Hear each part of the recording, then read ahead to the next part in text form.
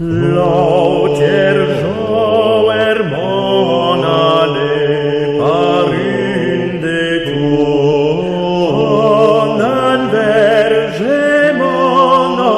Nous sommes ici sous le chœur de la collégiale de Saint-Bonnet-le-Château, dans un oratoire privé qui appartenait à la comtesse de Forêt Anne Dauphine, qui était l'épouse du duc Louis II de Bourbon.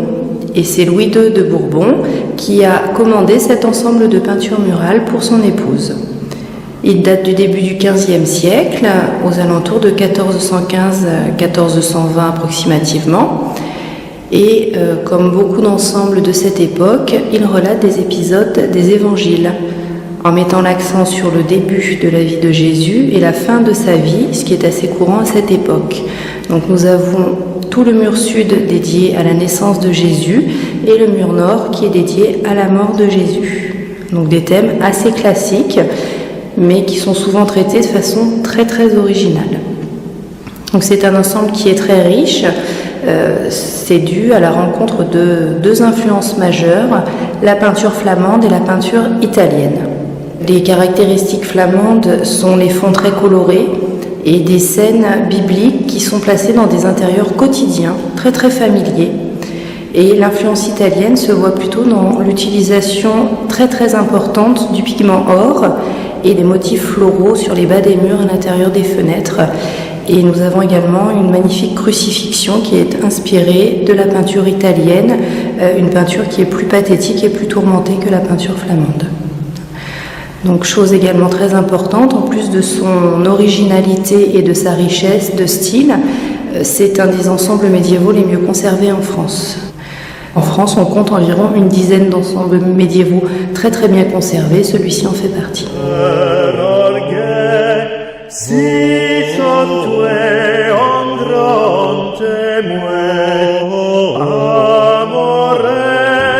Donc la scène la plus originale que nous trouvons dans la chapelle se trouve sur la voûte, une voûte qui porte comme thème principal la musique, probablement sous l'influence du collège de prêtres qui desservait l'église, puisqu'ils étaient tous musiciens. C'était un critère obligatoire pour intégrer le collège.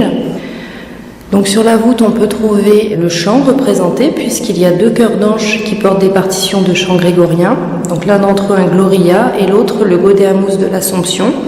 Et également 8 anges musiciens qui tiennent pour 7 d'entre eux des instruments à cordes, ce qui est tout à fait logique puisqu'à la fin du Moyen-Âge, seuls ces instruments ont l'autorisation d'accompagner les chants sacrés.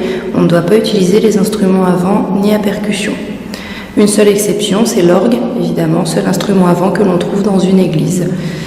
Donc il est vrai que c'est une source historique très très précieuse puisque les instruments sont de très grande taille et ils sont tenus. Donc on sait de quelle façon on les utilisait. Il y a également des instruments qui sont cachés sur les autres murs, donc un sur la crucifixion, un orchestre d'anges sur le paradis, un cornet courbe noir en enfer et une cornemuse sur l'annonce au berger.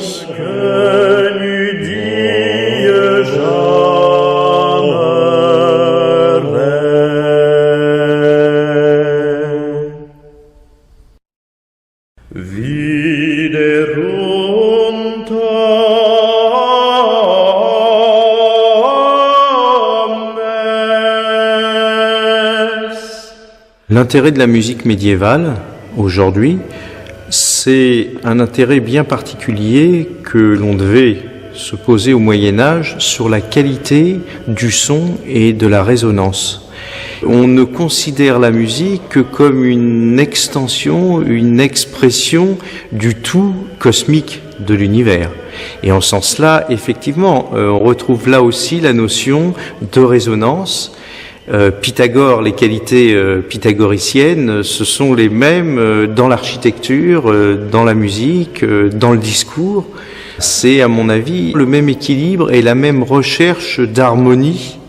On va rechercher la même chose dans le chant grégorien et dans le redressement que va évoquer l'architecture gothique et la voûte d'une église romane même.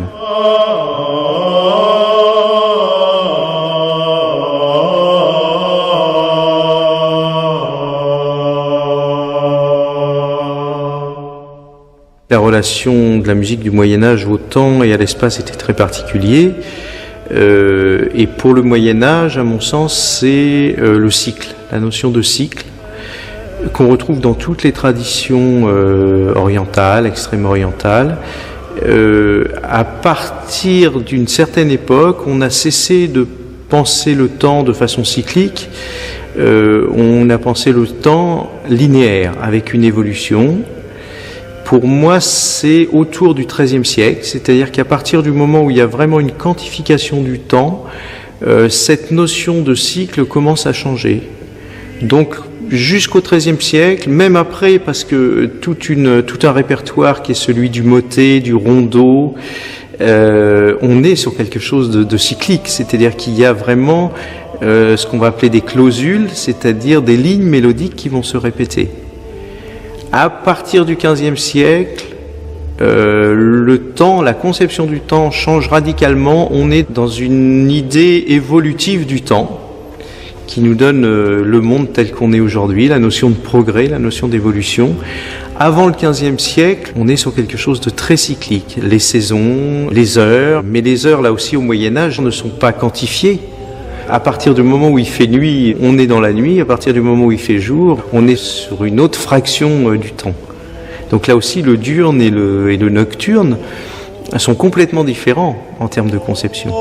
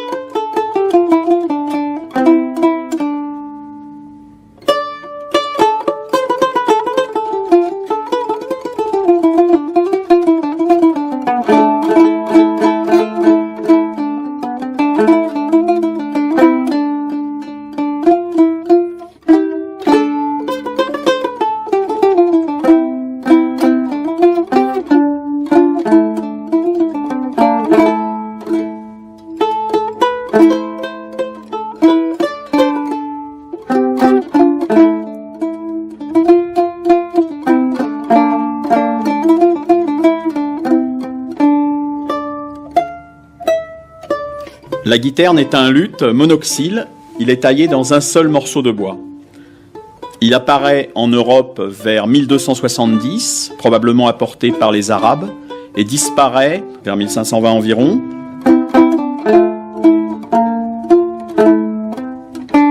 Sa tête est ornée d'une tête, souvent un monstre ou un animal. Ici, en l'occurrence, c'est un aigle. Le luthier était passionné par les aigles et il a choisi de représenter un aigle sur cet instrument. On peut supposer qu'à l'époque, les luthiers aussi choisissaient leur tête de prédilection pour décorer les instruments. Cet instrument a été utilisé à la fois par certains troubadours, mais également on en parle à l'époque de Guillaume de Machaut. Il le cite comme instrument parmi ses grandes listes d'instruments. Il était utilisé pour l'Ars Nova, et il est utilisé jusqu'à la fin du XVe siècle, en particulier à la cour de Ferrare, où existe un des plus grands virtuoses du luth et de la guiterne à l'époque, Pietro Bono. Pietro Bono était un virtuose tellement apprécié dans toute l'Europe que toutes les cours auraient souhaité l'avoir chez elles.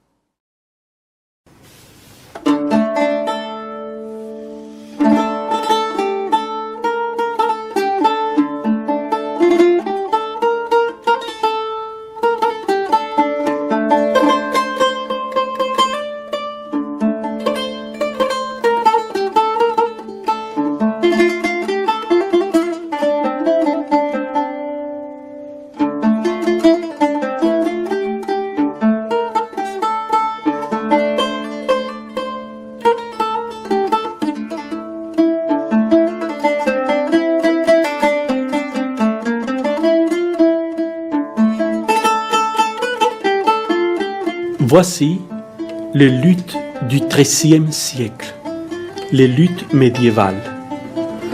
Celui-ci est la reconstitution d'après les tympans, c'est-à-dire l'entrée de la porte sud de la cathédrale de la ville de Léon en Espagne, qui représente les vieillards de l'Apocalypse, chacun des musiciens sculptés tenant un instrument dans ses mains. Un des musiciens couronné tient cet instrument que le facteur, qui est Carlos Paniagua, luthier, fabricant de luttes espagnol, qui l'a reconstitué, qui a monté pour photographier et regarder les proportions de l'instrument. Grâce à les sculpteurs, on peut le reconstituer exactement. C'est un petit luth à 4 cordes doubles, avec une volute sculptée. Au lieu des rosaces, l'instrument ne comporte que des huiles, des trous. On a pensé qu'il s'agissait des croix chrétiennes, mais c'est plutôt des trèfles islamiques, puisque l'instrument n'est autre que les luths arabes, puisque la région de Léon était donc dominée par l'islam avant le XIIIe siècle. Quand on pousse la frontière de l'islam et ce territoire devient chrétien, on garde les luths et donc on affiche les luths, si on peut s'exprimer ainsi, dans les sculptures des églises. L'instrument se joue avec un plectrum qui actionne les cordes. Les manches est divisé par des cordes qu'on appelle frettes pour bien obtenir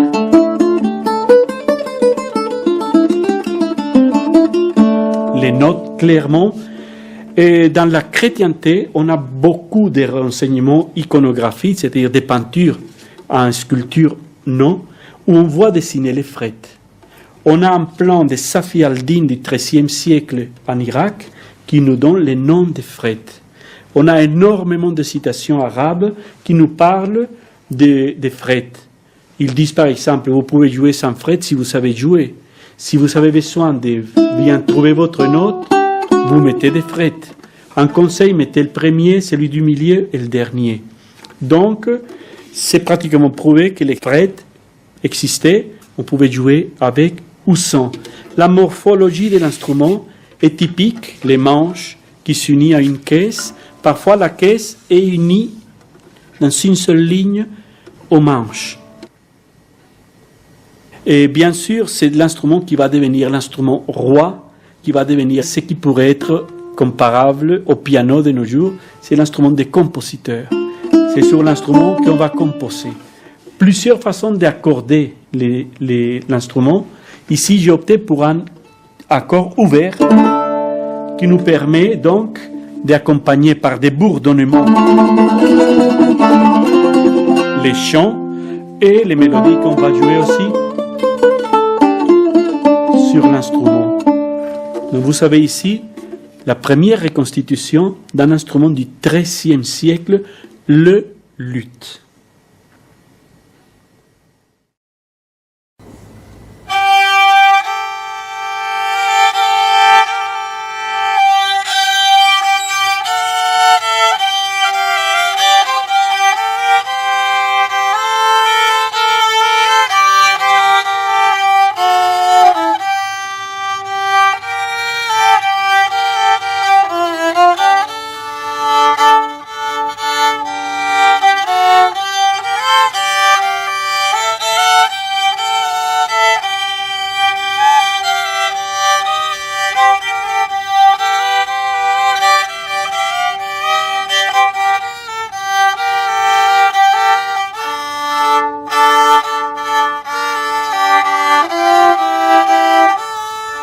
Alors nous avons d'un côté un rebec qui a été fait d'après un modèle du XVe siècle, de 1487, d'après un tableau.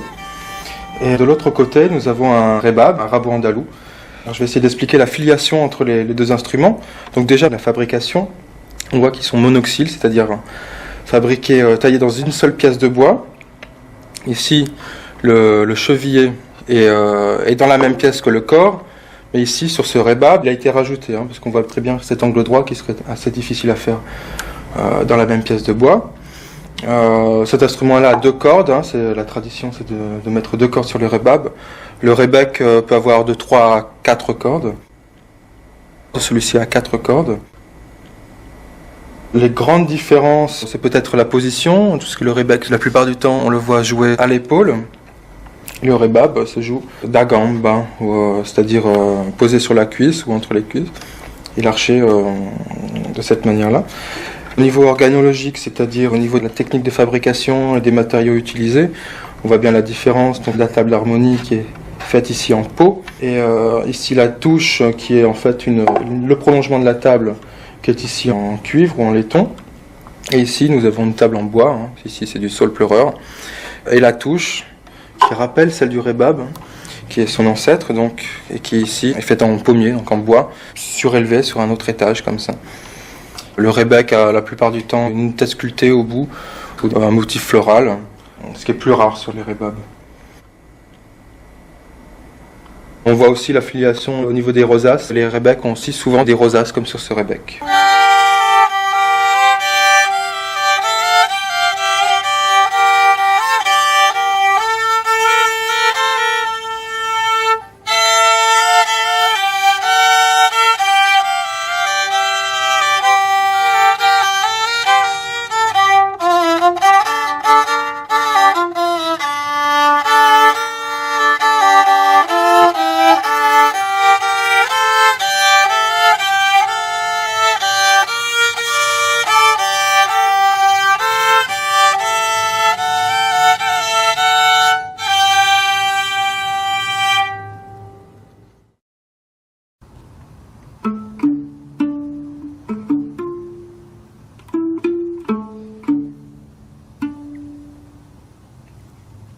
Pleine d'irée de déconfort, pleure, en chantant mon redéduit. Sachez des filles que j'ai grand tort, car assez trop par des fuites. Quand mon cœur ne m'abouche à rien qui tenit à des portes, c'est pour ce nom qu'ainsi recorte mire mon deuil et mon ennui.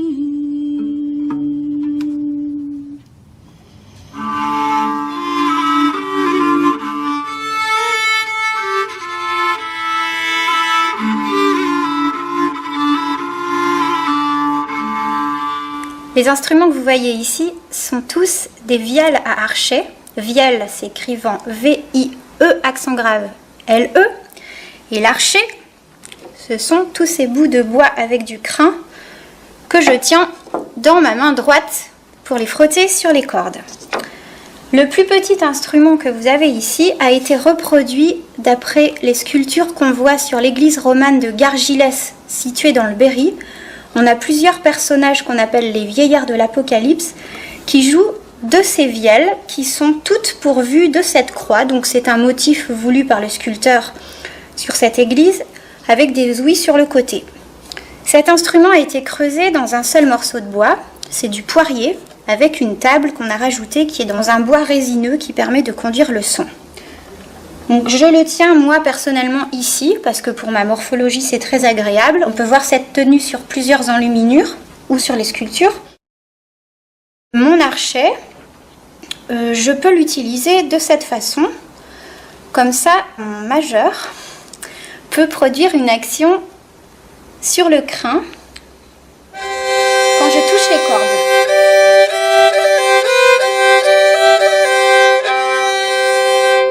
Sur cet instrument, j'ai 3 cordes que j'ai choisi d'accorder Do, Sol, Do. Je joue le plus souvent avec des cordes d'accompagnement, des bourdons, qui me permettent de garder la note principale du mode, pendant que je joue ma mélodie en même temps.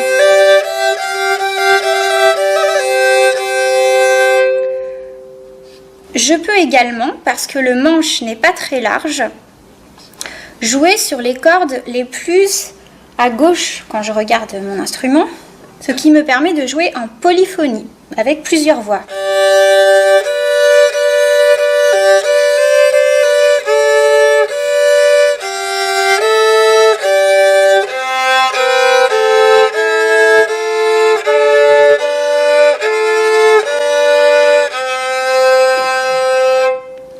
Sur cette vielle, j'ai choisi d'installer un petit morceau de bois sous le pied du chevalet qu'on appelle une âme.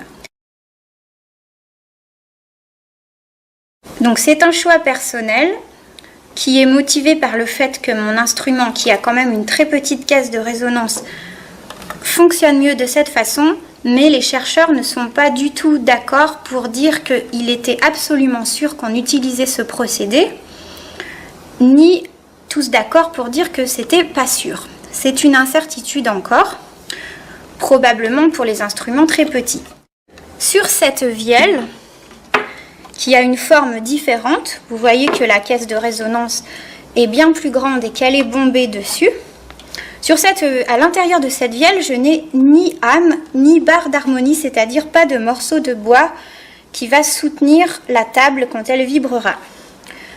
Cette vielle est munie de 5 cordes, dont la plupart servent de cordes bourdon. Donc là, vous voyez mon archet, je peux l'utiliser aussi de cette façon, mais c'est pas obligatoire, c'est ce qui me convient et c'est ce qu'on peut voir sur certaines enluminures. Donc on entend une corde grave qui résonne, qui se trouve à côté d'une autre corde qui est accordée une octave au-dessus. Je peux jouer soit les 2 cordes en même temps, soit en gardant le bourdon dans les graves ou dans les aigus.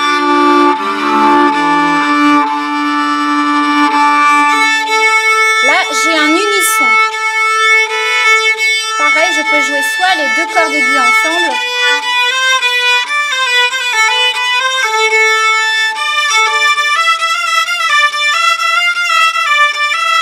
ou alors en gardant un bourdon.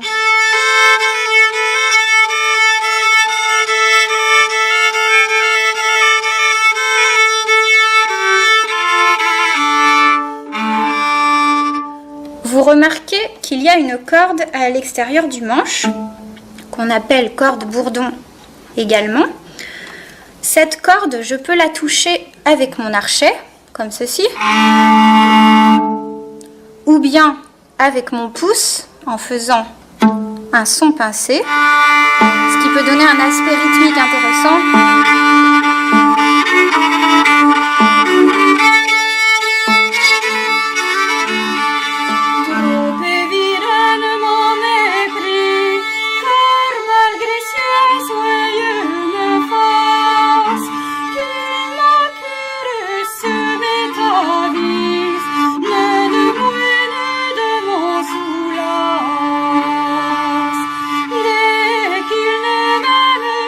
Je me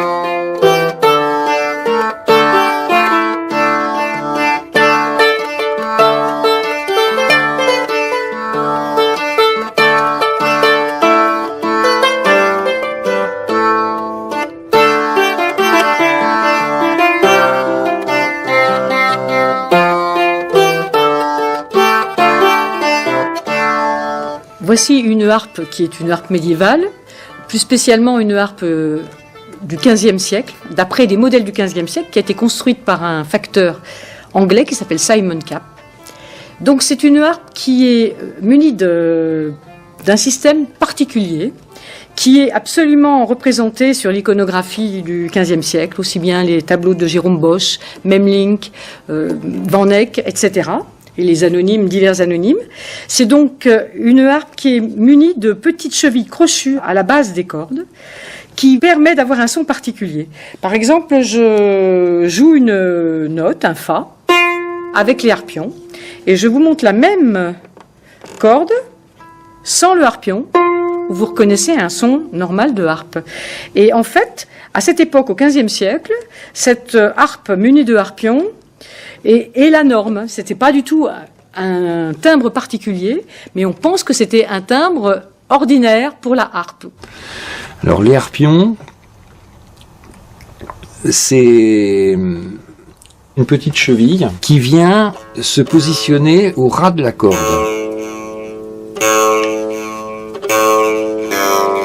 Elle est destinée à éclater le son et à faire ressortir les harmoniques naturelles qui composent le son de n'importe quelle note.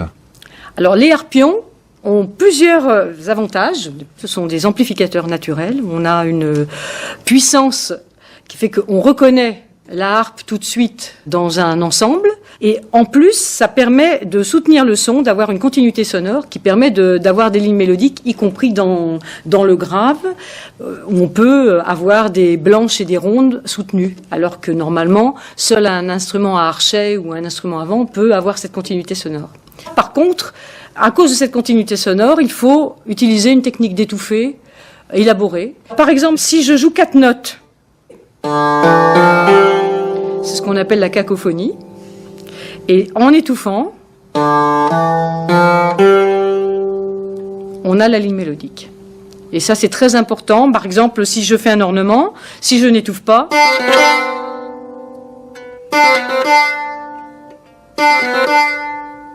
ce qui permet d'avoir les consonances propres.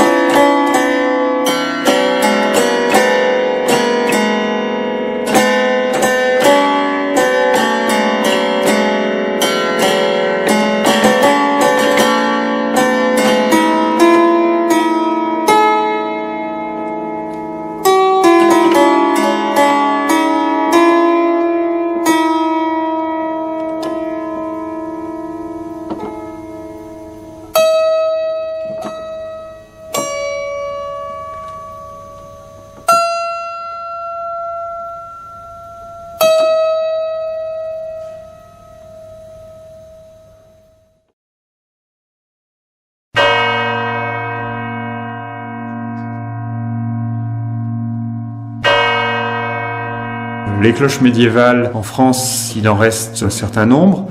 On en connaît environ 500, sachant qu'il n'y a pas d'inventaire national. On a simplement des inventaires locaux et des connaissances en fonction de personnes qui sont allées visiter les clochers, qui ont fait des relevés.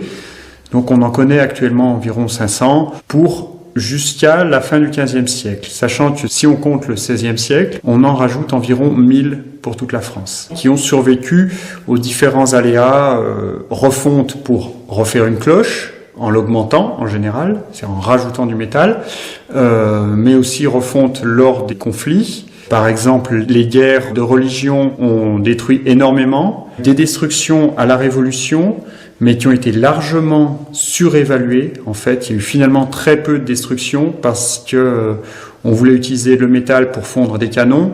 Et en fait, la composition n'est pas du tout bonne. Au bout de quelques tirs, le canon se fend. Il y a eu aussi quelques cloches qui ont été refondues pour faire des pièces de monnaie, mais c'est aussi anecdotique. Et ensuite, l'autre période où il y a eu finalement pas mal de destruction de cloches anciennes, c'est le 19e, début 20e, où là, l'Église voulant augmenter les cloches pour augmenter l'image, la puissance de l'Église, a réutilisé le métal des anciennes. C'est une période où finalement il y a eu peut-être plus de destruction, paradoxalement, qu'à la Révolution. La cloche au Moyen-Âge est un vecteur et un lien avec Dieu. C'est à la fois la voix de Dieu qui va appeler à l'office et en même temps, par tous les décors, les inscriptions, son utilisation et par son financement aussi, va être le moyen pour les croyants de transmettre leurs prières vers Dieu.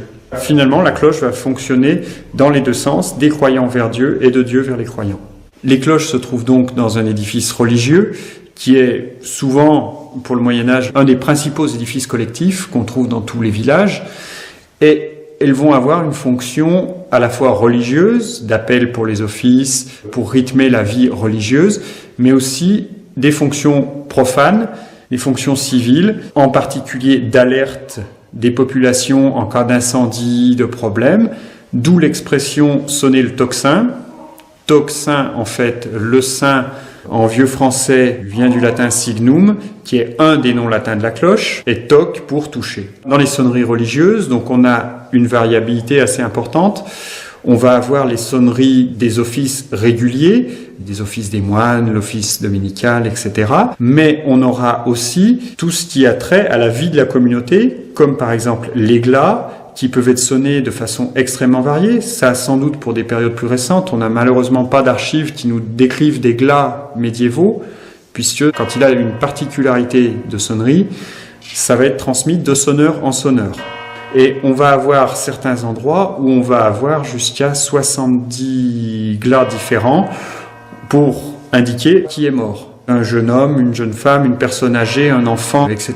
Donc on a une variabilité absolument énorme qui permet de rythmer la vie très précisément. Les cloches étaient aussi utilisées pour éloigner la foudre. Pour cela, on sonnait la cloche à toute volée quand les orages approchaient. Alors c'était pas sans poser des problèmes, parce qu'évidemment, balancer une masse de 1 tonne de métal en l'air dans des clochers qui sont pas forcément bien fermés, avec en plus une corde qui relie quasiment au sol, ça fait un très bon point d'attraction pour la foudre. Et donc on a un certain nombre de curés qui ont laissé leur vie à cette pratique-là. Donc c'était une des fonctions magiques, on va dire, de la cloche aussi. L'orage étant un élément diabolique, puisqu'il vient détruire tout un tas de choses, la cloche éloignant le diable est censée éloigner l'orage.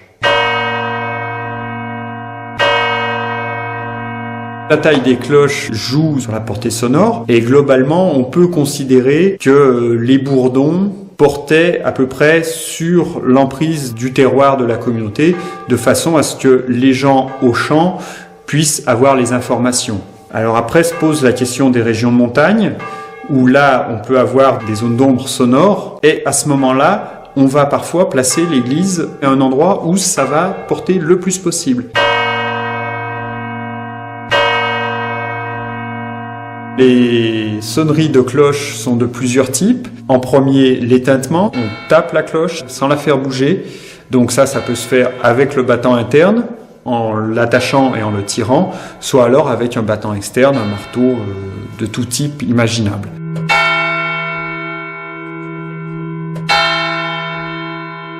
Après, on va avoir la volée. Donc là, on la sonne en fait en la faisant se balancer. Et donc c'est le battant qui va aller à la rencontre du métal. Dans les volées, il y a plusieurs techniques. Dans l'actuel, selon la façon de faire tourner la cloche, l'avantage étant pour les cloches lourdes qu'on minimise l'énergie nécessaire. Et enfin, on a une technique qui est assez particulière qui s'appelle la volée tournante, où là la cloche fait des tours complets sur elle-même, qui donne un son très très particulier mais absolument superbe, et qu'on rencontre dans le sud-ouest de la France et qu'on va aussi voir dans la région de Séville, où pour Pâques, il y a la tradition à la cathédrale de Séville de la Giralda, où en fait les jeunes hommes de la ville sont censés s'accrocher à la cloche pour la faire tourner et donc passer au-dessus du vide, la tête en bas. Le carillon est parfois un petit ensemble portatif de cloches d'assez petite taille et qui va là servir pour l'apprentissage de la musique en donnant des notes fixes. Et aussi, dans certains couvents, ces carillons d'apprentissage qui vont être utilisés pour signaler dans tout le monastère la mort d'un moine, comme par exemple à Cluny. On appelle ça le tintinabulum des morts.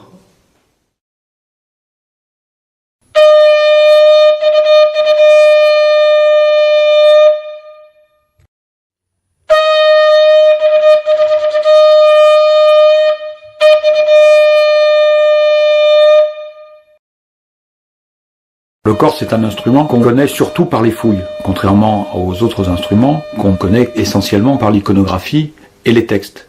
Alors les cors, on les trouve en fouille, souvent en bas des remparts. Ce n'était pas des instruments de musique au sens où on l'entend, l'instrument musical, c'est un instrument sonore, c'est un instrument qui sert à sonner les heures.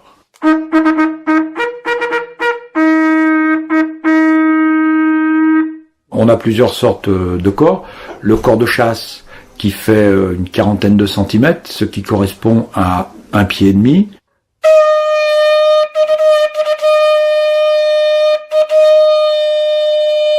Celui qui fait 60 centimètres, ça fait là 2 pieds et c'est ce qui sert pour les incendies.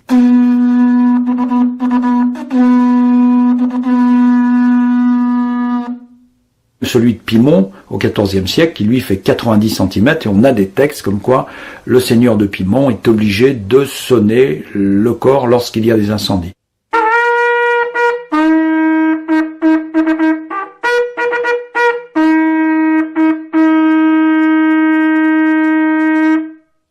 On a deux sortes de cors avec deux embouchures différentes.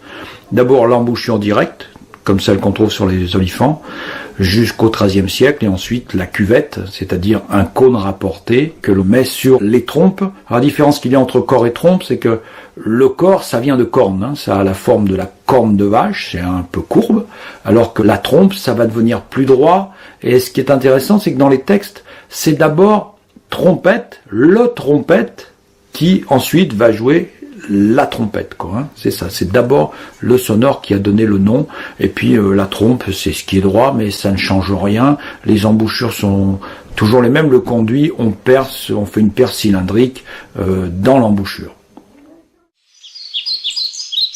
Pour la fabrication des trompes qui ne sont pas tournées, on constate très souvent à l'intérieur des traces de tissu. Je constate que c'est d'ailleurs le plus souvent une armure sergée plutôt qu'une armure toile, car ce tissu est plus souple. Pour reconstituer les trompes, je fabrique une âme conique, en paille ou en carex, que j'emballe dans un tissu.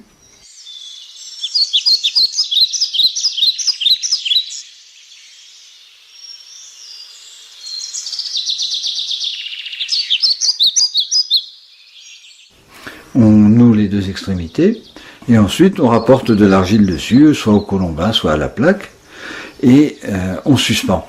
Alors l'avantage de la paille sur une âme en bois, c'est que lorsque l'argile sèche, elle peut comprimer la paille alors qu'elle ne peut pas comprimer le bois, ce qui fait que la trompe conserve sa forme, tandis que quand on le fait sur du bois, ça éclate. Voilà pourquoi j'ai choisi l'âme en paille.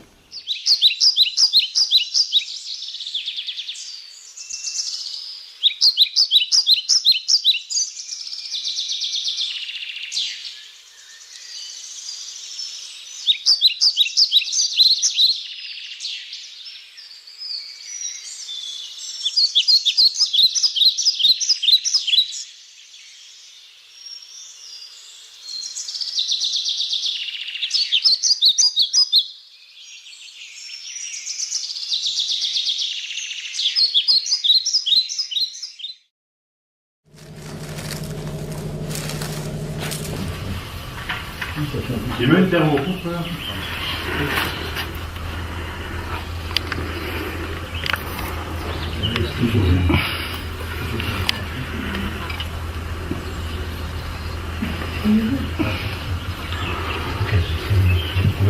Ici là.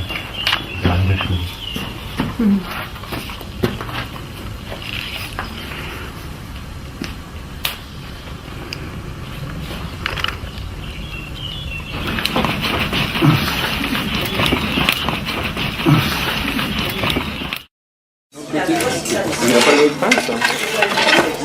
Ouais, prends l'autre. Celle-là, elle est petite. Ça, il est là.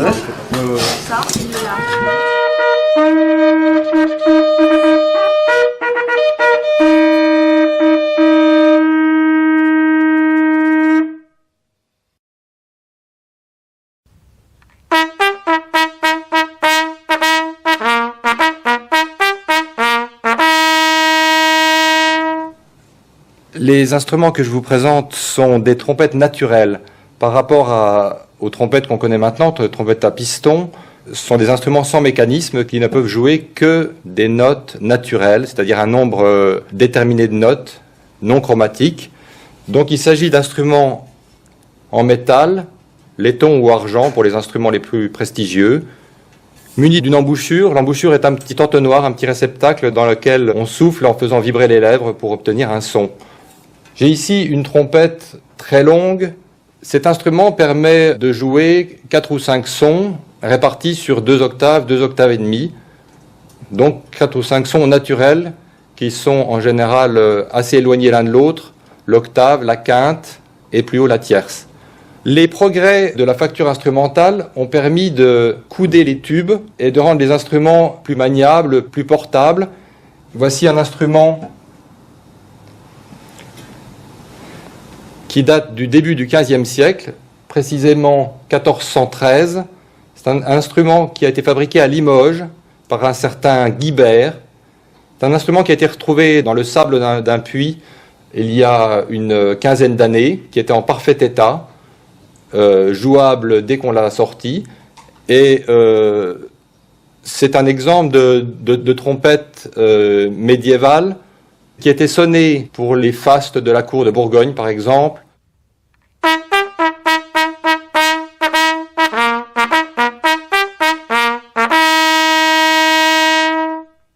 Qui était sonnée pour la guerre également.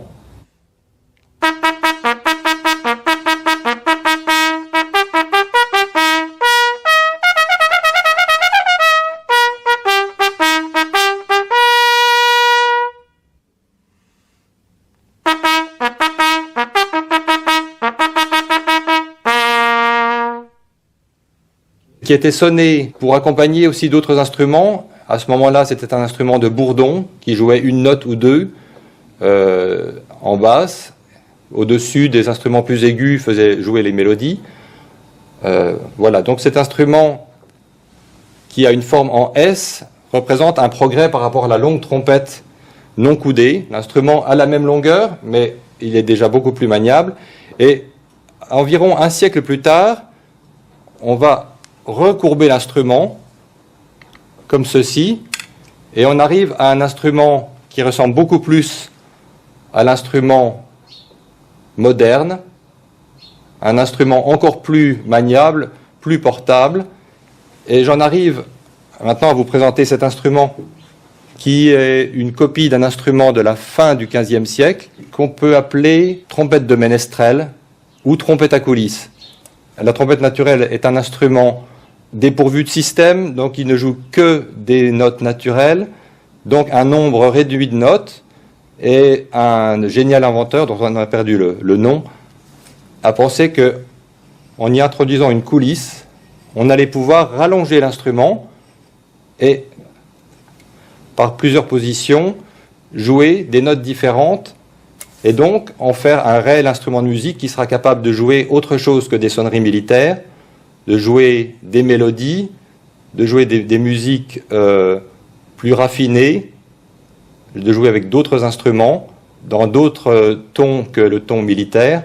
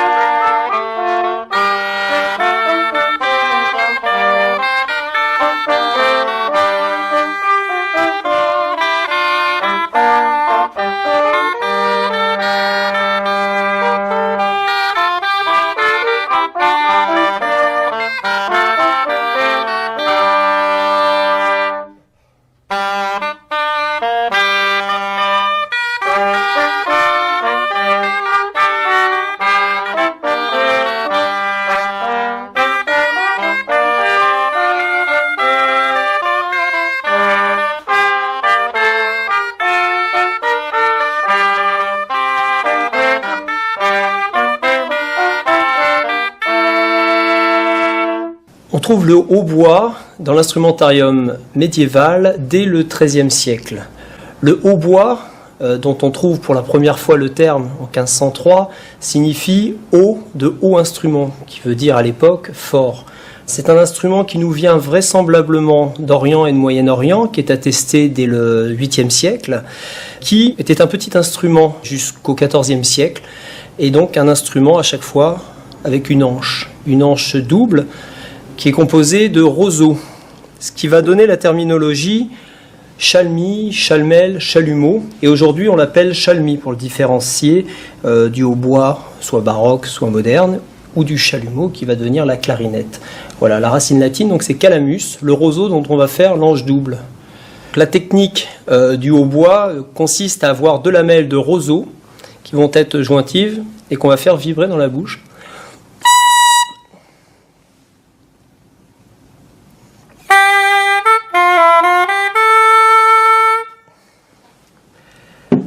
On trouve ce type d'instrument de grande taille à partir du XVe siècle, qui va jouer avec d'autres instruments comme la trompette ou la cornemuse. Ça va alors s'appeler la alta capella. Ça va être joué par les musiciens qu'on appelle les ménestrels, les musiciens de ville, et certainement aussi joué dans le cadre de fêtes. On voit apparaître au XVe siècle la clé, qui va être une invention déterminante pour la suite de l'instrumentarium, notamment de la Renaissance. La clé permet de faire des instruments plus grands, puisqu'elle diffère la capacité de la main à boucher un trou. Voilà, sous la fontanelle, il y a une clé qui permet aux musiciens de boucher un trou qui est situé plus loin, et donc qui permet d'avoir des instruments plus graves. On l'appelle aujourd'hui bombarde, et dès la Renaissance, la taille de hautbois. Le hautbois est un instrument puissant, il s'utilise principalement dehors, soit en instrument cérémoniel, joué par les ménestrels ou les alta capella, qui sont des ensembles de hauts instruments, donc d'instruments forts, composés de la chalmie, donc du hautbois, de la taille de hautbois, avec une trompette, parfois avec une cornemuse et un tambour. Il peut être aussi utilisé dans le cadre de danse, et on le voit aussi souvent représenté dans les banquets, associés à des trompettes.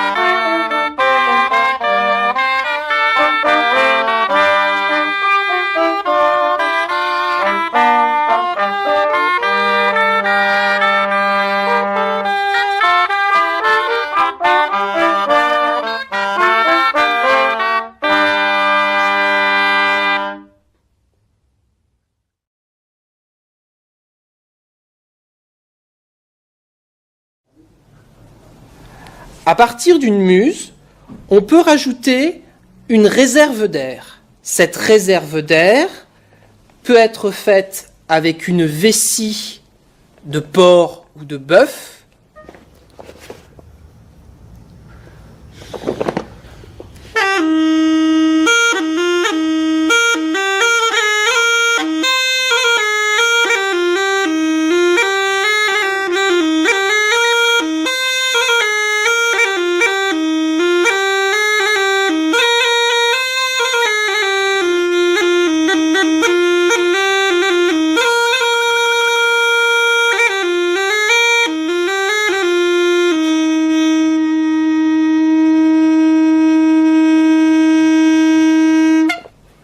Elle peut être faite avec une poche en cuir sur lequel on a rajouté une muse. Et évidemment, pour pouvoir souffler dans cette réserve, on rajoute un tuyau d'insufflation qui s'appelle aussi un porte-vent.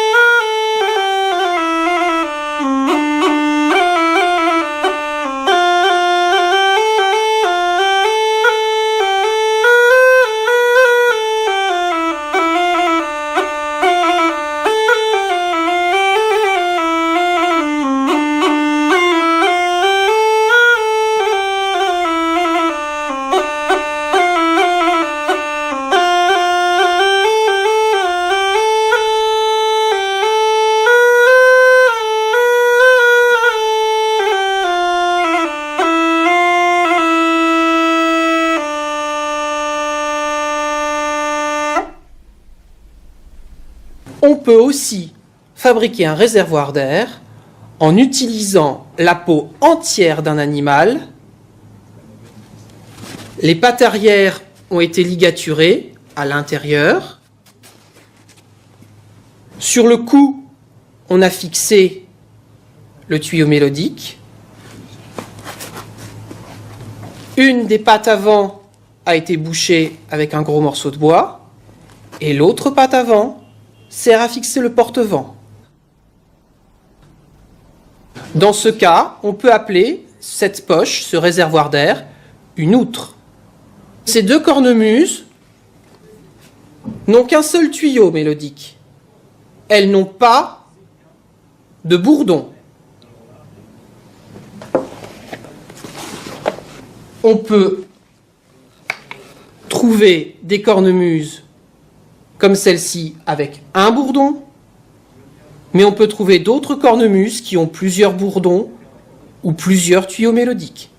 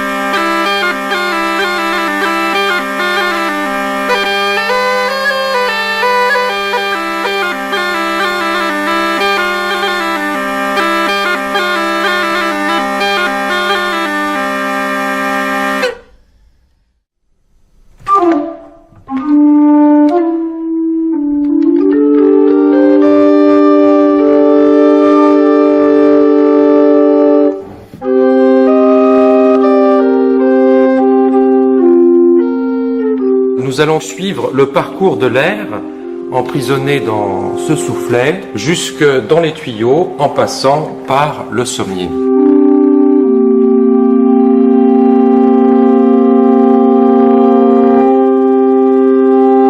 L'air emprisonné dans ce soufflet va pouvoir sortir par ces 4 trous pour entrer dans le sommier par l'intermédiaire de ces 4 trous correspondants. Ensuite, l'air va ressortir par 26 petits trous puisqu'il y a 26 tuyaux, mais sur 2 rangées, alors que là les trous sont sur une seule rangée, et c'est tout le travail de gravure, ce qu'on appelle gravure du sommier, pour pouvoir distribuer à partir de ces 26 petits trous l'air sur 2 rangées, 13 et 13. Les 26 petits trous correspondants.